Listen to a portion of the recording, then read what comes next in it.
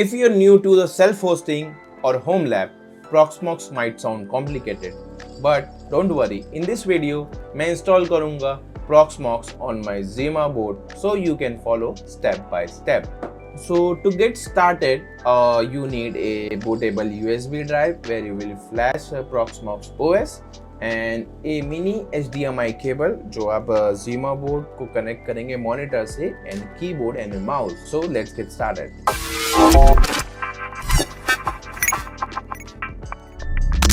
So I have connected the Zima board to the network and this mini HDMI cable to this monitor, and I have also connected the keyboard and the mouse. And right now, as you can see, I get an options here. Welcome to Proxmox virtual environment. Install Proxmox VE graphical or terminal UI.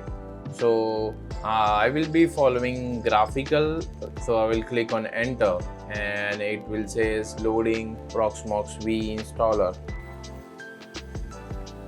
So as you can see, it is trying to install now, running DHCP Discover on the Ethernet and DHCP offer of 10.0.0.4242 from this. So it is trying to detect country.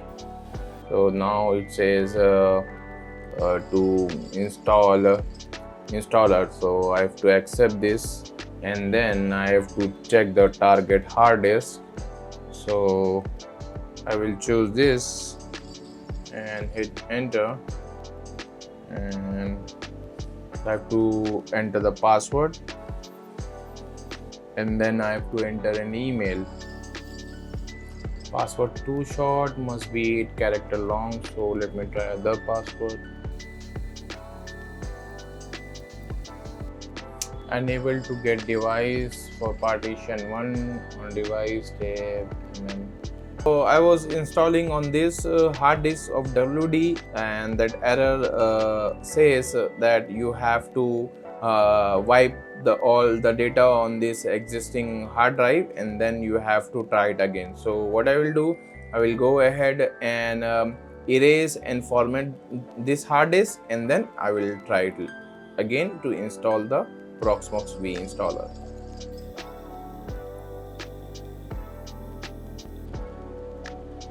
So you can see it is extracting, creating LVs base system and extracting all files when I format the hard disk, and now you can see it is installing.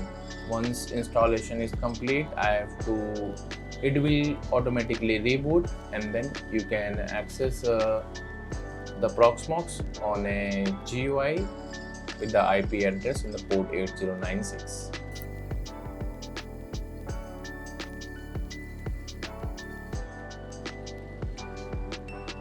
So it's done 99%, so let's just wait for it to get completed. It will automatically reboot, and then I will connect everything again and I will show you on the desktop on the GUI by accessing with the IP address.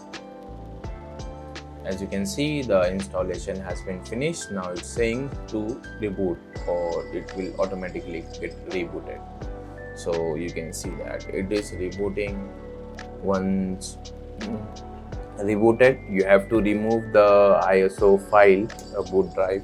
As you can see, I've removed it from the Zima board. So now let it boot it for the very first time again, and then I will show you in a GUI on my screen. So right now you can see it shows up the grub page. So from here it will automatically boot to the Proxmox. So I have to connect the hard drive to the USB port of the Zima board. As of now, I don't use any PCI slot, so I will keep running the Proxmox on the hard drive external using USB. After this, I will show you in a GUI once it is booted. So now you can see the it's Proxmox VE login. So for the login, you have to use root and the password you have set. You have to type that. So as you can see, I'm into the Proxmox. So just similarly, I will try the same thing on the GUI and I will show you in a moment. So this is a connection which I've told you. I will show you that this is a Zima board and this is a hard drive from WD, as you can see, and this is a SATA to USB cable, as you can see. I'm using. So this is from P-Box India. It's very essential when you have a 2.5-inch drive, because you don't need extra external power adapter to power the hard drive, because 2.5-inch hard drive can be powered with the USB. So this is my connection and I'm running the WD 500 GB hard disk on this ZimaBoard, so which you have already seen the successfully installed the Proxmox VE. तो ये है Proxmox version 9 जो कि मैं run कर रहा हूँ ZimaBoard 832, और आपने अभी देखा ZimaBoard पे कैसे मैंने Proxmox इजीली इंस्टॉल किया है, जो काफ़ी आसान स्टेप्स है. And now you can see the PVE node on the ZimaBoard. Under the summary you can see the CPU. It got 4 into Intel Celeron CPU N3450 जिसकी स्पीड है 1.10 GHz and it is a one socket based CPU. So you can run a light VMs on it, and it got 8 GB of RAM. It's a ZimaBoard 832. As you can see, out of that 1.61 GB is already occupied. I have not installed any VMs, and it got 4 CPUs. Out of that you can see it's fluctuating. You can see the load. So as I was checking the graphs, you can see the CPU usage and the IO delay and the server load and the memory. You see the graph, and I was checking in the IO pressure stall. So as you can see, it is running I'm using a compute hard disk. So as you can see, it got a IO pressure stalls right now.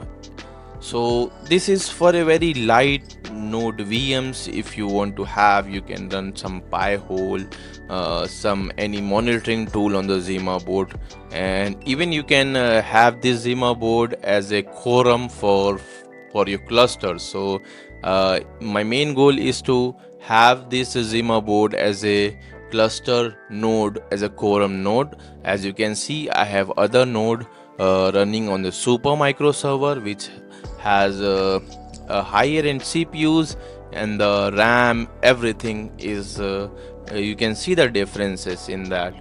So in this video we have seen how you can install Proxmox easily on a ZimaBoard.